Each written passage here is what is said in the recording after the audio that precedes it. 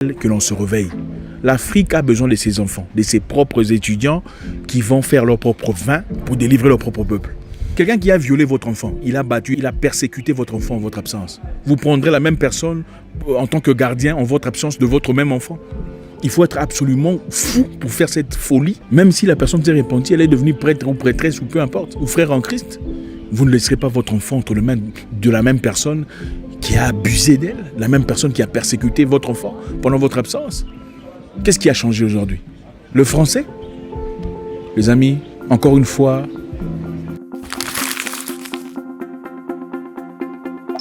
mes amis, bonjour, Zach Mwekassa, fondateur de Mwekassa. Un réel plaisir encore une fois aujourd'hui de discuter avec vous. Vous savez, aujourd'hui je voudrais d'abord mentionner un très grand que nous connaissons tous, Patrice Emery Lumumba, un héros africain, un jeune homme qui a sacrifié sa vie pour l'authenticité et l'autodétermination de l'Afrique, mais qui a malheureusement été trahi par un Mobutu, un frère, un nègre de maison, pour un bol de riz. C'est bien la triste histoire de notre cher continent.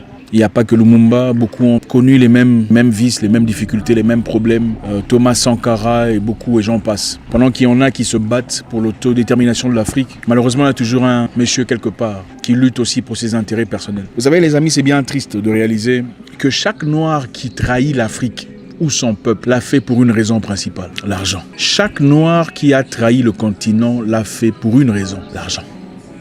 Et malheureusement, les ennemis de l'Afrique le savent. Ils savent que la meilleure façon de toucher le petit peuple, la meilleure façon de dérober la destinée d'un peuple, c'est de corrompre ses leaders. Et c'est bien triste. Voilà pourquoi il faut pas faire confiance aux politiciens. Le politicien, généralement, est là pour son argent. Donc, comme je le disais précédemment, si on enlevait l'argent de la politique, si on retranchait les moyens, les facilités, les avantages de la politique, beaucoup des commerçants s'en iront. Ils quitteront la scène politique. Et enfin viendra le moment où les vrais enfants de l'Afrique s'élèveront pour bâtir ce continent. Aussi longtemps que la politique africaine sera attachée à l'argent, l'Afrique aura du mal à avancer. Le plus grand vice de l'homme noir, il faut le dire, c'est l'amour démesuré de l'argent. Voilà pourquoi vous voyez sur internet des vidéos où on parle comment devenir riche, comment s'enrichir.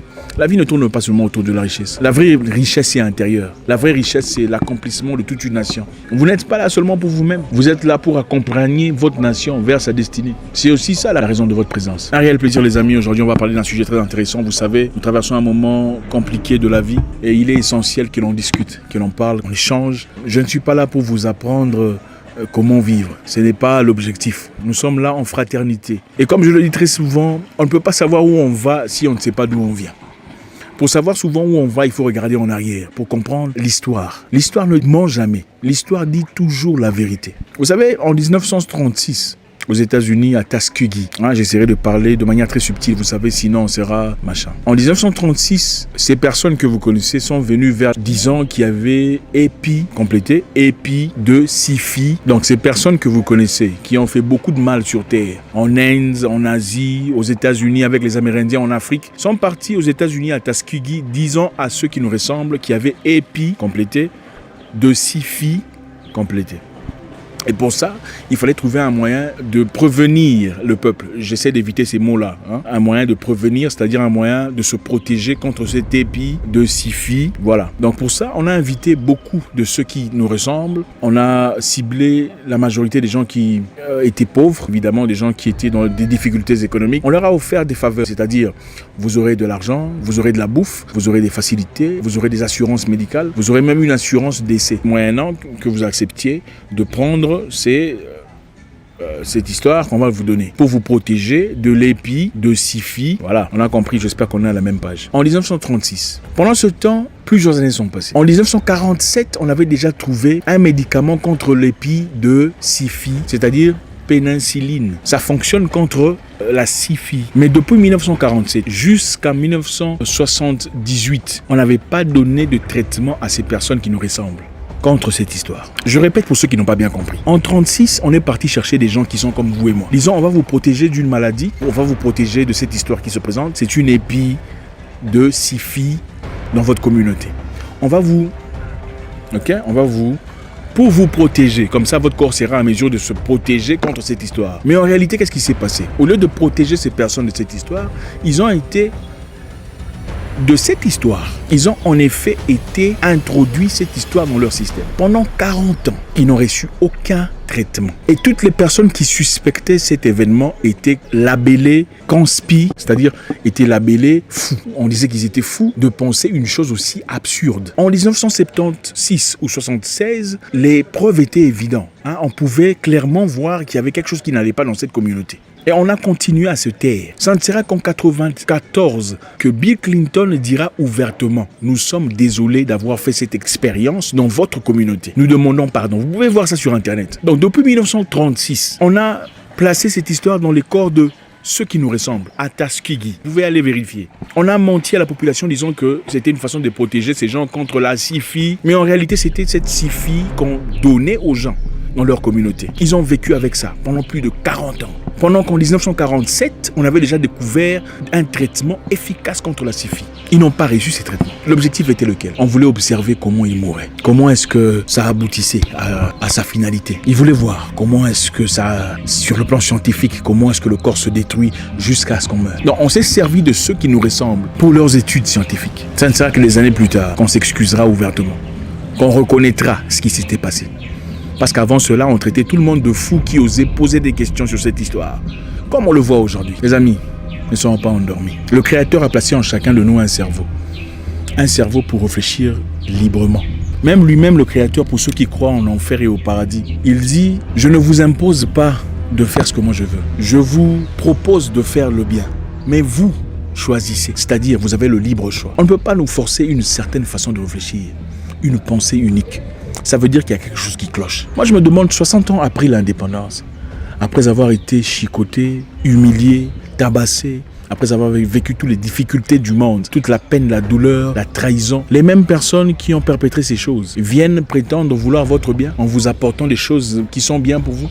Et vous l'acceptez comme ça. Quelle sorte d'amnésie? Après avoir été chicoté, tapé, tabassé, torturé.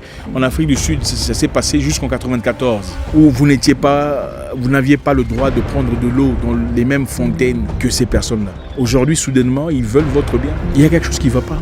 Regardez, tout noir qui trahit son peuple l'a fait pour de l'argent, pour des moyens financiers, pour des villas, pour le confort. Ne vous laissez pas emporter par l'élite corrompue. Parce que les vrais élites noires qui se lèvent pour les vraies causes de noirs sont souvent abattues et tuées dans l'œuf. Comment peut-on oublier aussi vite ce qui s'est passé il y a à peine quelques années, quelques temps? Comment peut-on oublier les îles éparses qui sont prises en otage jusqu'à présent par la France? Les îles qui appartiennent à Madagascar. Comment peut-on oublier ces choses? Ces Africains qui vivent des difficultés, les guerres, tout ce qu'il y a comme rébellion, les faux problèmes qu'on crée chez nous pour persister, pour piller nos peuples. Comment peut-on oublier les guerres, les fausses guerres qu'on fabrique pour fabriquer des téléphones, pour fabriquer des ordinateurs à travers tout ce qu'on a comme richesse? Comment peut-on oublier ces choses et prétendre coopérer? Les amis, il faut arrêter à un moment donné. L'intelligence, c'est aussi la capacité de pouvoir gérer les choses telles qu'elles sont. Être vrai avec soi-même, être fidèle à sa vraie identité. Il est essentiel que l'on se réveille. L'Afrique a besoin de ses enfants, de ses propres étudiants qui vont faire leur propre vin pour délivrer leur propre peuple. Quelqu'un qui a violé votre enfant, il a battu, il a persécuté votre enfant en votre absence. Vous prendrez la même personne en tant que gardien en votre absence de votre même enfant. Il faut être absolument fou pour faire cette folie. Même si la personne s'est repentie, elle est devenue prêtre ou prêtresse ou peu importe, ou frère en Christ. Vous ne laisserez pas votre enfant entre les mains de la même personne qui a abusé d'elle, la même personne qui a persécuté votre enfant pendant votre absence. Qu'est-ce qui a changé aujourd'hui? Le français? Les amis, encore une fois, je ne rentrerai pas dans les détails, les amis. L'histoire nous raconte toujours la vérité. À Tuskegee, beaucoup de personnes ont été victimes de cette histoire, cette ignorance. On a proposé quoi? De la nourriture, de l'assurance, de l'argent. Aujourd'hui, on propose quoi? On a proposé quoi pour que les gens acceptent cette situation? Des millions de dollars. Ça n'a pas été gratuit. Ça n'a pas été gratuit. Quand il n'y avait pas d'argent, il n'y avait pas de situation. Il n'y avait pas de trucs. Quand on a commencé à proposer de l'argent directement, on a vu des situations émerger. On sait que la façon la plus facile d'atteindre un noir, c'est à travers l'argent. Il faut le dire. Soyons cette génération différente qui se bat pour les vraies raisons. Ne trahissons pas nos peuples. Merci infiniment de faire partie de notre communauté. C'est toujours un réel plaisir d'échanger. Je pense qu'il est essentiel de toujours parler d'histoire pour qu'on comprenne où on va. On ne peut pas aller aveuglement en disant voilà, ça fait 60 ans, les choses ont changé. Qui vous a dit ça? Les choses ont changé. Les objectifs ont changé. Comment est-ce possible un continent aussi riche? Les gens vivent dans la pauvreté. Il n'y a pas de routes, il n'y a pas d'argent, il n'y a pas de situation. Comment est-ce possible? Un continent aussi béni, vivant toujours dans des guerres, dans des meurtres, des difficultés, aucune stabilité. C'est parce que c'est simple. Si ce continent émerge là-bas, c'est la pauvreté qui va frapper de plein fouet. C'est aussi simple que ça. Voilà pourquoi Kadhafi n'est plus. Parce que si ce continent va de l'avant, là-bas, ça va tomber. Mais on a besoin des gens qui comprennent, des gens qui sont fidèles à notre nature. Pas des gens qui sont prêts à vendre tout un peuple, toute une destinée pour leurs objectifs personnels. Merci infiniment. J'espère qu'on a compris. Je vous souhaite une excellente journée. J'espère vous parler encore très bientôt dans une nouvelle vidéo.